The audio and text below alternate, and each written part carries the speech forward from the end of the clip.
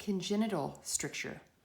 Congenital strictures, or even total occlusions of the urethra, usually occur at 3 places, though they may occur anywhere in the canal. 1, at the meatus, 2, at the outer limit of the fossa navicularis, internal meatus, and 3, at the membranous urethra. The stricture takes the form of a valve or a stenosis. English recognizes 2 types, those that are present during fetal life but disappear later, and those that persist. Such strictures at any point deeper than the internal meatus are rare and usually cause death by retention in utero or in infancy. Basie has, however, operated upon several cases, and I have cut 2.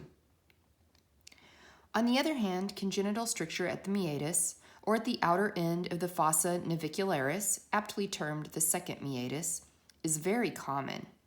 Indeed, the size of the meatus is no more fixed than the size of the mouth or the nose, though, in general, a small penis is more likely to have a contracted meatus than is a large one.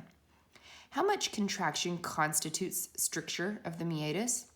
Strictly speaking, a meatus is strictured if a probe, introduced into the fossa navicularis and rotated so as to sweep the point outward along the floor of the urethra, encounters a thin membrane which it must surmount in coming out through the meatus. This obstruction always occurs on the floor of the canal and is never anything more than a fold of mucous membrane that may be pushed out by the probe. Figure 46. Figure 46, congenital stricture of the meatus.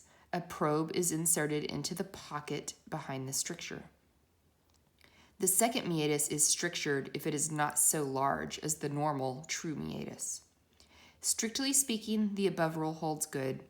Practically, however, stricture of the meatus, to which so many reflex ills were once attributed, rarely produces any symptoms.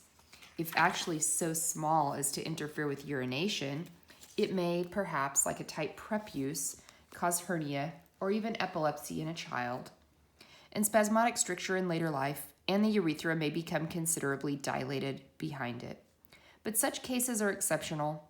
Most men can go through life in blissful ignorance of the size of their meati, unless they acquire a urethritis, in which event the stricture should be cut, lest the little pocket behind it perpetuate the inflammation. Treatment.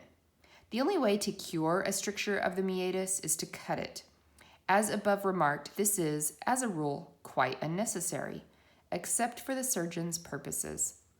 The operation of meatotomy has occasioned the invention of various, more or less ingenious meatotomes, of which the best is a blunt-pointed straight bistoury. This is the only instrument required, and the operation may be very neatly performed as follows. After cleansing the parts with soap, bichlorid, and alcohol, a cocaine tablet is inserted within the meatus and pressed into the little pocket below it. This is dissolved by dropping upon it 2 drops of 1 to 1,000 adrenaline solution. In a few moments, the tip of the meatus is seen to blanch. The bistoury is then inserted and the membrane deliberately divided upon a finger placed beneath the frenum, which appreciates the fibrous ring about the meatus and at the second meatus, and by feeling the blade of the bistoury beneath the skin, recognizes when they have been effectively divided. The passage of a bulbous bougie proves that the obstruction have been sufficiently cut. If this technique is observed, there will be no pain and little bleeding. The meatus is flushed clean and packed with cotton. The cotton is removed at the first act of urination, and the wound is kept open by inserting the curve of a clean hairpin into the urethra once a day. The hemorrhage may be profuse if no hemostatic applications are made, but there are no other complications, and lateral pressure will always check the flow of blood. Some surgeons prefer to suture the little wound in order to hasten healing and to prevent adhesion.